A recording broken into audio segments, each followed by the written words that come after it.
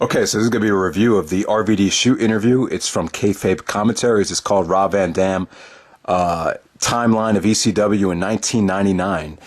This is when Rob Van Dam was the television champion in 1999. Definitely Rob Van Dam's best year in the pro wrestling business, I would say, was 99. But just want to warn you guys that this is strictly ECW questions. Basically, everything is from 1999. If they start off with January and then they end it with December, so everything definitely coincides with the year 1999. So if you were expecting anything from the WWE, any questions about Triple H's politics, why Shawn Michaels never really wanted to work with him, the Elimination Chamber, Eric Bischoff, or any of that stuff, Rob Van Dam really doesn't touch on anything from the WWE unless it's related to the maybe the initial invasion. He touched on it a little bit, very, very here and there, but not much from the WWE. So just want to warn you guys, if you're not a diehard ECW fan or if you're not a diehard Rob Van Dam fan, a lot of these questions might seem kind of uninteresting to you. Because let's face it, 1999 was a really long time ago. So they'll ask them questions about guys like C.W. Anderson, Big Dick Dudley, guys like that, guys that are kind of irrelevant right now. So I can see how this might not be that interesting for some of the younger generation. So I don't mean to turn this into the National Enquirer or the Star Magazine, but I'm going to start off with Sunny. The thing that really got my attention from the trailer was the questions about Sunny, a.k.a. Tammy Lynn Sitch, and Chris Candido, her boyfriend. And if you saw in the trailer, Rob Van Dam was like, Sunny would always come up to me and act flirtatious and flirt with me right in front of her boyfriend and act all kind of weird. And, the reason we pretty much had heat is because, Rob said that he never really put her over like the other boys did.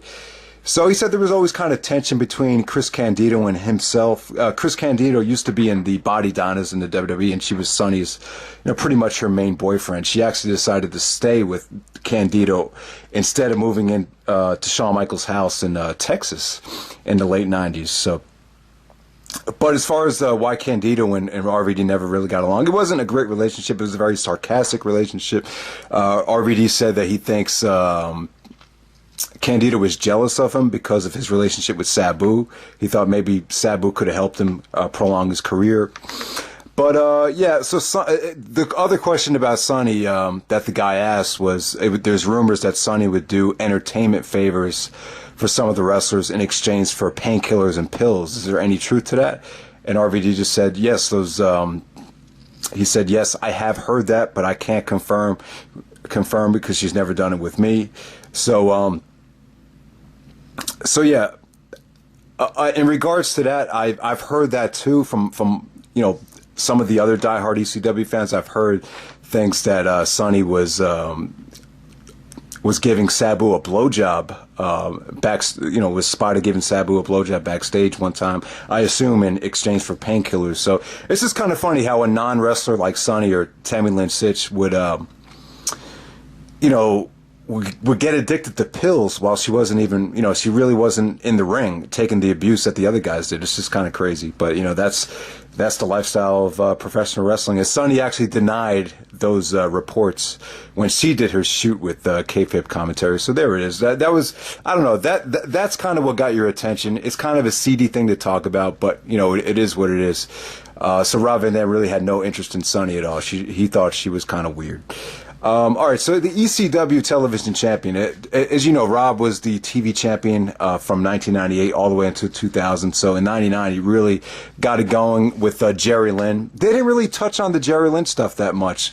Nothing really new that he talked about. He just said he wanted to put over Jerry the best he could and really help him out. Really nothing. They really didn't go into depth about the actual matches. He, as far as being television champion, he thought it had just as much credibility as the ECW World Championship. He really felt that way.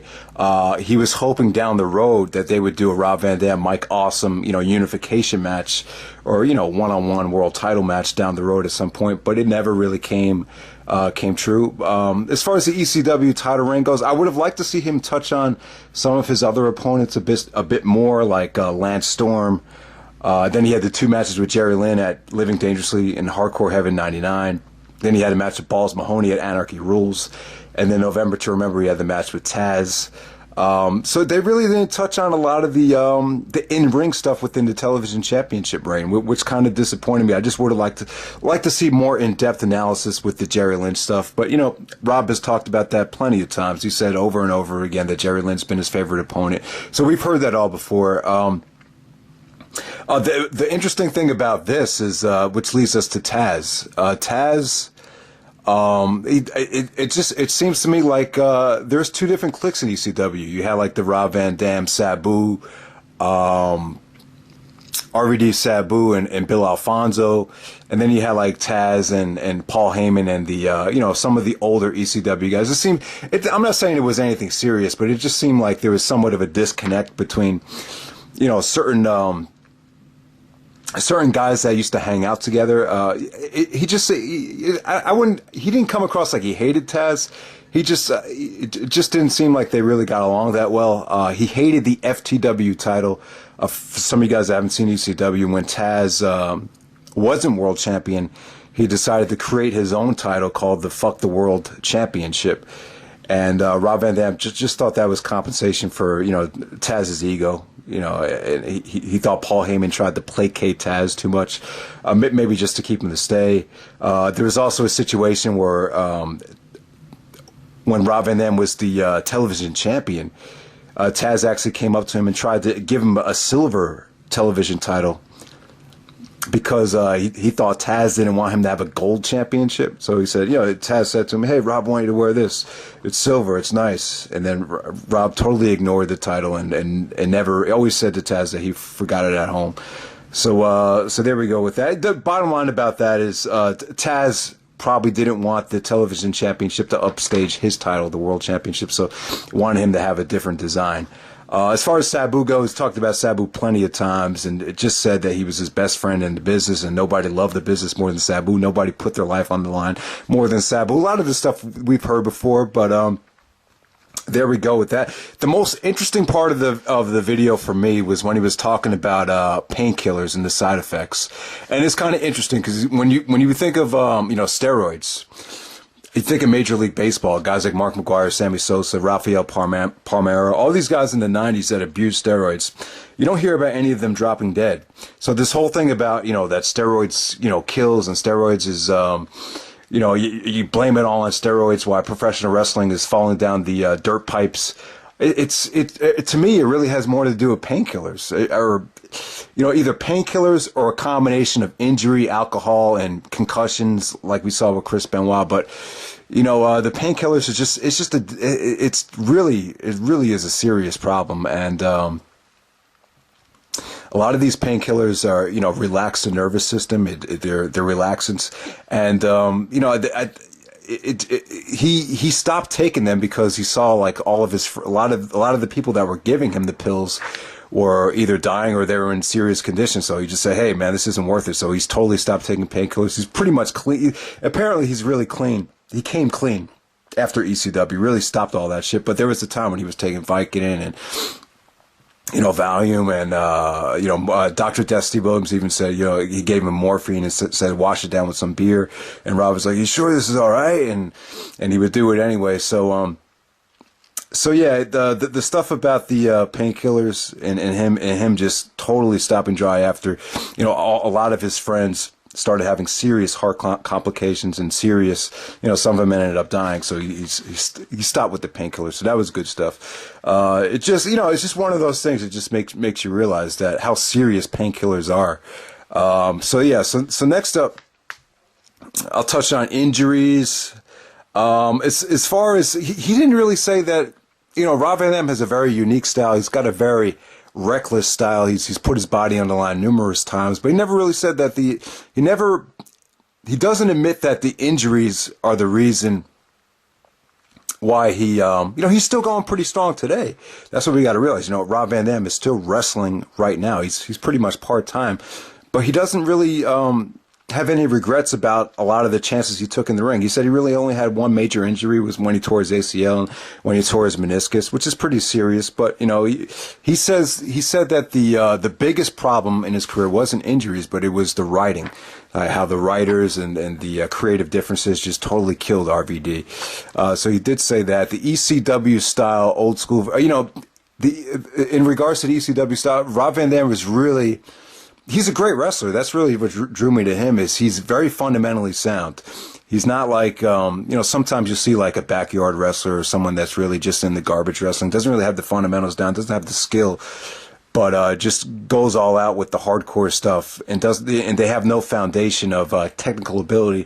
But Van Dam's philosophy, and this is what always drew me to him, is he had such great technique. He was a great worker, but on top of that, he would just sprinkle on the hardcore stuff like the Van Daminator, the Van Terminator, maybe a bump through the table. He would just sprinkle on a little bit of that to make him unique, and that's what I always loved about him. So, and as far as moves go, there is when he was coming up in the business, there was these guys that were saying, "Hey, you got to slow down. People don't want to see a million flips and a million kicks in every single match. Save your big kick for the finish." And Rob never really listened to those guys. He thought they were kind of outdated, and he said, "Have you ever heard of those guys?" No, and there's a reason why, because that philosophy, in his opinion, just didn't work, and it was an outdated philosophy. So there was I forget their names, but there was two older dudes, two veterans that just wanted him to use his big, just one kick for his finish and not do anything the rest of the match. So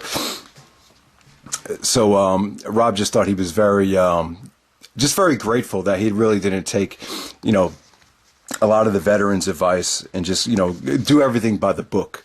So, and as far as Paul Heyman goes, he touched on Heyman, making promises, and he talked about the bounce checks and, the late payments. Before they got the television deal, Heyman really busted his ass to try to keep everyone, united and stay with the company and not jump ship, and kept promising and promising and promising that the television deal would once come. So even though Heyman was kind of like a somewhat of a shyster, he was like a lovable shyster. Like, everyone really wanted to go to bat for Heyman, even though the paychecks were late and he a lot he ended up lying a lot of times, and a lot of empty promises. A lot of that stuff is talked about on the Paul Heyman DVD, but Van Dam goes into more depth there. As far as blading goes, and as far as blood, bleeding in matches, Van Dam has never been much of a blader. The only time he only said he only bladed twice. One of them was against the Undertaker for the Undisputed Championship in 2002. But other than that, he never really wanted to do it. I always thought it was unsafe, especially in ECW, when you saw what types of women the wrestlers were hooking up with the night before and all the types of drugs they were putting into their body. He was never found it safe. He used to call a lot of the guys used to call that Balls Mahoney for blading too much.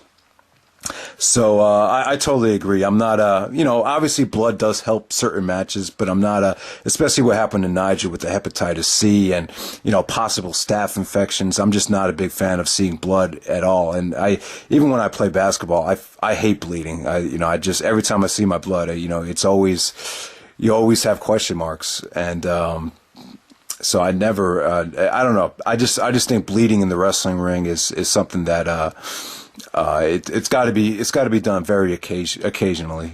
All right, so ECW, he would talk about guys like Big Dick Dudley and even the Sandman. He did mention Sandman in regards to him and Heyman not getting along. He asked some certain questions about some of these irrelevant ECW stars and their lack of pushes with ECW and their frustrations with Heyman, and Rob was just like, a guy like Big Dick Dudley in 1999, he didn't really deserve to be a top star. He really wasn't cutting it. So some guys thought they were better than what they were, and ended up leaving the company. He did say Bubba Ray Dudley was kind of a dick to work with. He always felt like Bubba was the dick and Devon was the cool Dudley. To touch on that, as far as the franchise Shane Douglas goes, one of the most important pieces of ECW, didn't really have much of a relationship at all. Just really didn't know much about him. They asked him a lot of questions about Shane Douglas. New Jack They did touch on New Jack, and Van Dam is it's weird, even though Van Dam is very pro ECW, he's very anti backyard wrestling or garbage wrestling.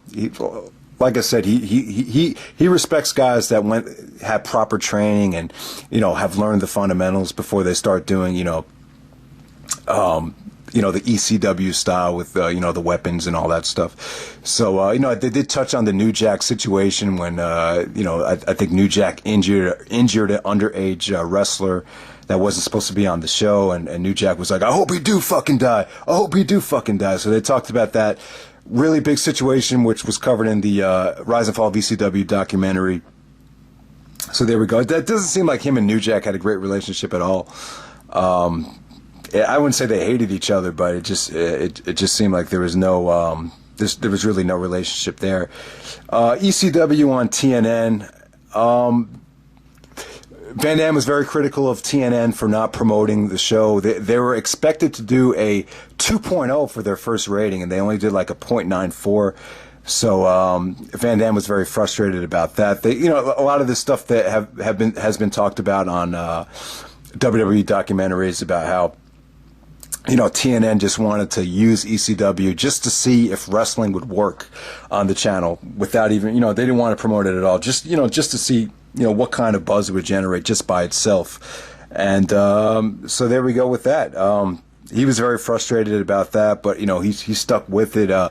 He thought, there was a whole bunch of, action figures coming out. They had an ECW video game. So there was all this new merchandise coming out, which kind of kept, the guys together. They were like, oh, this is new, this is exciting, so we're going to stick this out, see where it leads to. Because he was always very anti going to the WWE. He felt like going to the WWE would be like selling out. He always looked at the WWE like it was Disney, and how everything was going to be watered down. He thought like their hardcore stuff and the chair shots were very laughable.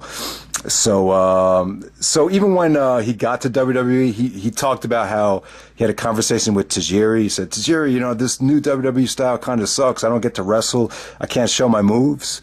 And Tajiri was like, shorter better. And Van Dam was like, what? And then 2 months later, he realized, yeah, shorter is better. Because I don't know. I think with the WWE schedule and the WWE, just how much they travel, I think he realized you could actually do a lot more with shorter matches if you're going to wrestle every day. I think that's what he was trying to say there. So Van Dam did touch on 2001 a little bit. He basically right there, he just admits that he had a tough time adapting to the style, but over time he realized that it's a safer and it will prolong his career, that type of style.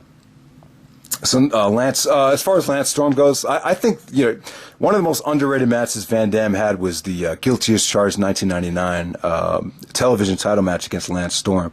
That is underrated. Everyone try to check it out. I don't know. No one really talks about that. But Storm and RVD could have done so much more. They actually had a match at the Barely Legal 97, the first ECW pay-per-view. But he did give some thoughts on Lance Storm. He didn't really like him at first. He thought he was kind of like a goody two-shoes, kind of a choir boy. He was actually afraid to talk around him. He was like, whoa, this guy's kind of like out there. Like, are we allowed to curse around him?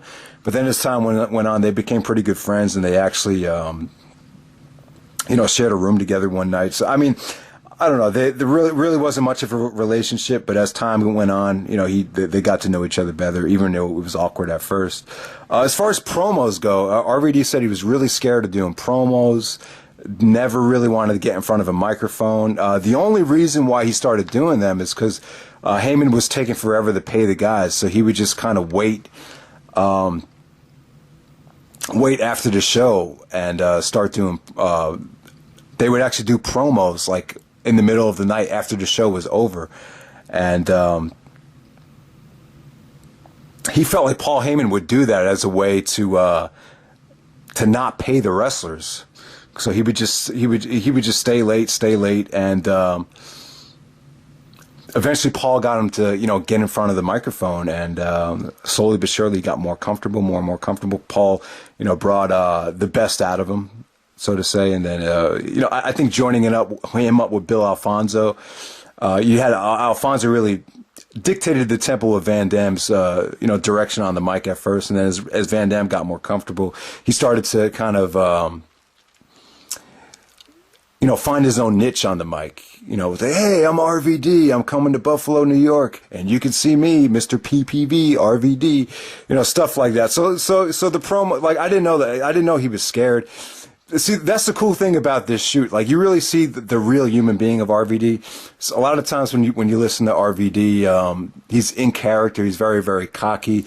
Doesn't really care about anybody but himself. He kind of comes off like that. But in this interview, he really comes across as a genuine, nice guy that definitely did have some insecurities as he was making it in the business. So that was really cool. But the whole, but I just found it really interesting how, Heyman kind of used those promos as a way to kind of neglect paying the wrestlers. I thought that was interesting.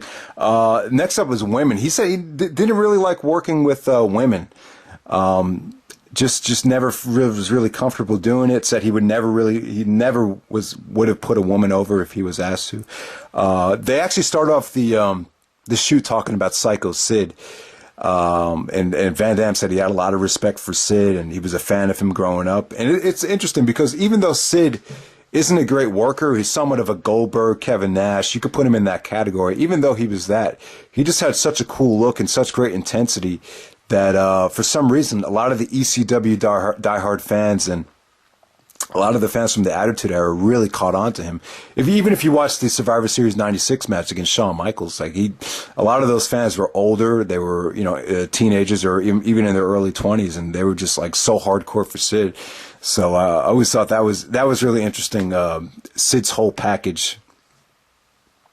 So that's pretty much it, guys. I thought this was an enjoyable shoot, very ECW heavy. The one thing I did want to say in regards to Rob Van Dam, I just find it funny how you had Rob Van Dam and Shawn Michaels on the same show for, 2 years.